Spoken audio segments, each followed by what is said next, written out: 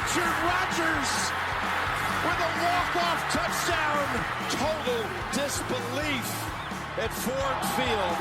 He may go all the way to the 20 down the right side, and there's Randall Cobb to the 5, to the end zone, to the touchdown. Oh my goodness.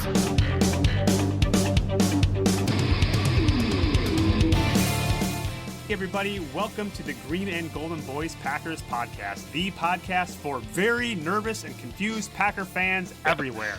I am one of your hosts, Charles, and with me as always is Marcus. Charles, what in the hell is going on, man? What is all this Aaron Rodgers is leaving Green Bay? The Packers accept offer from the San Francisco 49ers. What in the heck is happening? I don't know, man, but I am freaking out, and that is exactly why we are calling an emergency podcast to talk this through. As Marcus so eloquently just pointed out, the internet is blowing up right now because there are crazy rumors about Aaron Rodgers potentially not being in Green Bay next year. Now, this all started basically from a tweet earlier this morning saying that the 49ers have offered the Packers a trade for Aaron Rodgers. But then like 3 hours later, it came out that Aaron Rodgers is super disgruntled and is demanding a trade out of Green Bay. And trade or no trade, he will not be playing in Green Bay next year. To have this all happen today, you know, we called each other to say, should we get online, right? And the first question both of us asked is like, who does this benefit if it's not real, right? Like how is this happening right now? Yeah, and we kind of talked through it a little bit, and I don't know who it benefits, unless the Packers have had their mind made up that they were going to trade Aaron Rodgers from the end of last season to now. I don't know how this benefits them, because if you take do you accept a trade deal where you get like a top 5 pick, and then do you take another quarterback? Or I mean, what do you do in that situation? Or do you trade that pick to somebody else and then, try to pick the top corner and maybe the top 20? Or my mind is boggled. I don't know what scenario is going to play out here, or like how this benefits anyone. I am perplexed, my friend. Yeah, I mean, I don't know. I think there are two things here to talk about, right?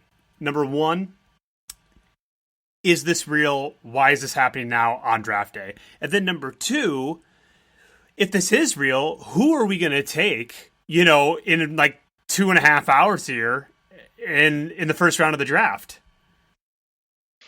Yeah, like, is the time going to come and go, and then this all, the dust settles, and it was just like, this is all speculation. This is a backhanded comment Aaron Rodgers made to a friend who decided to leak it to Adam Schefter or whatever. Who knows?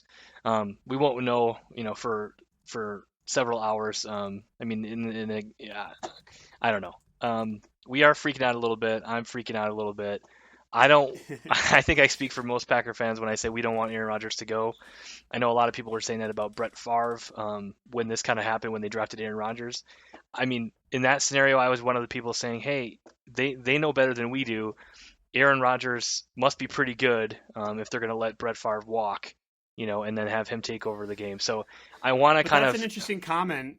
That's an interesting comment on let Brett Favre walk. I mean, it doesn't seem like, to quote Vince Lombardi, what the hell is going on out there? Like, it doesn't seem like the front office is really in control. Like, if what is being reported is actually happening, Aaron Rodgers demanding to be traded, I'm reading the headline right now, trade or no trade, I'm not coming back to Green Bay. I mean, that doesn't feel at all the scenario of Brett Favre and Aaron Rodgers, because Brett Favre for a while there was begging to come back, right? And they, McCarthy had the press conference saying Aaron Rodgers is our quarterback, we're moving on.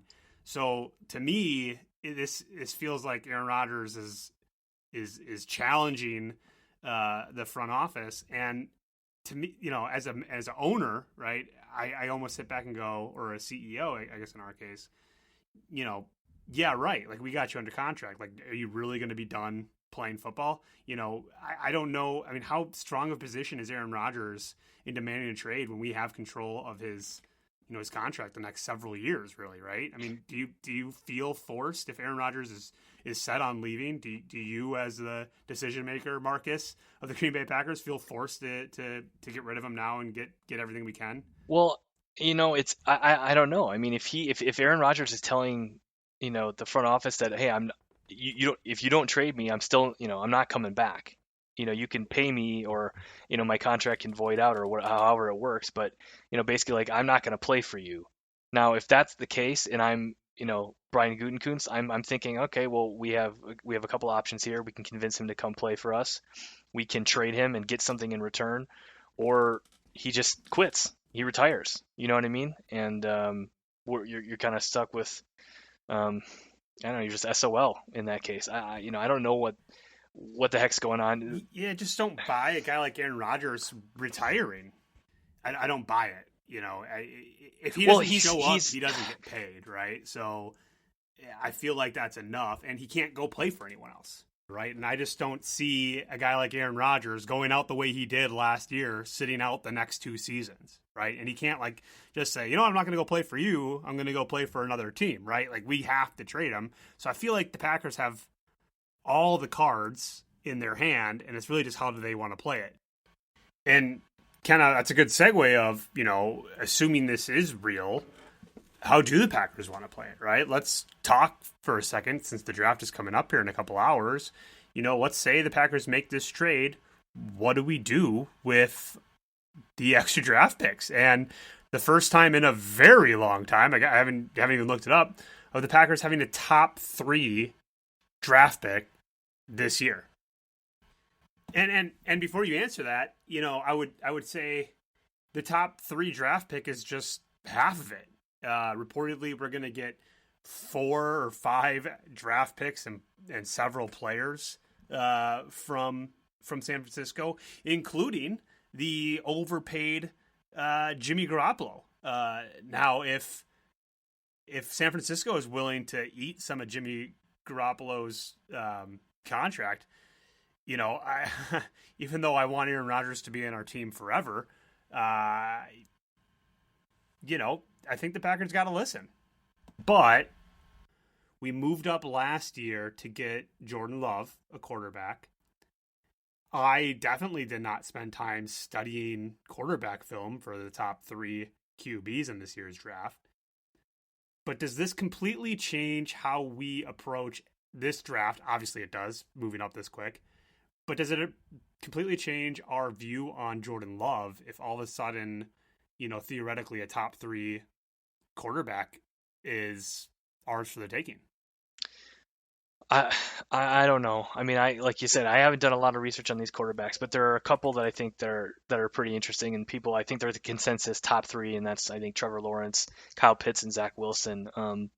But maybe you do keep that pick. Maybe you do pick up one of those quarterbacks, and you have like a legitimate quarterback battle in the offseason. I mean, that would be pretty interesting to see.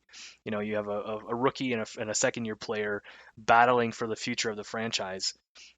I mean, it could bring out the best in one of them, and have the kind of cream rise to the top. But yeah, I don't know. I mean, I think honestly, if the Packers do get that number 3 pick, they probably trade that away, to somebody else and get kind of increase their bites at the apple. You know what I mean? And maybe pick up a couple more wide receivers, or, a couple of cornerbacks, or, they could even trade that pick away, stay in the top 10 and get the best corner in the draft. I don't know. Yeah, I feel like if we go that route, our last podcast of going defense completely changes. Like, now all of a sudden I'm like, let's give Jordan Love all the weapons he can, right? Devon. Oh man, this just hit me. Does Devontae want to come back to Green Bay after this season without A-Rod? Right. like this is just I mean, this is just so crazy, because this is clearly not the plan. I don't think we restructure Preston and Za'Darius the way we did if we know A-Rod is not coming back. I think this puts, I'm going to make a bold prediction that Aaron Rodgers is still going to be a Packer tomorrow morning. I mean, I don't know that that's the bold prediction. I think maybe the bold prediction is that he's not a Packer any longer. But I'm going to agree with you. I think Aaron Rodgers is still a Green Bay Packer tomorrow and for the next 2 seasons, and I mean at least this next season, probably the next 2, and that could be the end of the Aaron Rodgers era. It's 4:43 right now. I'm just checking the Google machine. I don't see anything crazy. I mean, it's all crazy. But nothing right now. I mean, we got it. I mean, hey, the draft starts in 2 hours. 2 hours, 16 minutes. I mean, we're going to know in the next 2 hours. Yep.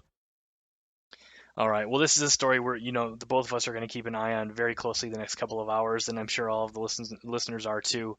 This is going to be an interesting 24 hours regardless, but we'll tune in, we'll see what happens, and then we'll report on it when we find out, and we'll go from there. We will go from there. Hey, it's just made this tonight that much more interesting. Marcus, have fun tonight. You doing anything fun for the draft? No, I will be watching it in my basement by myself. How about you? Same. All right, everybody. Well, thanks so much for tuning in this emergency podcast. Feel free to rate us on your favorite podcast service. Marcus, as always, go Pack Go. Go Pack Go.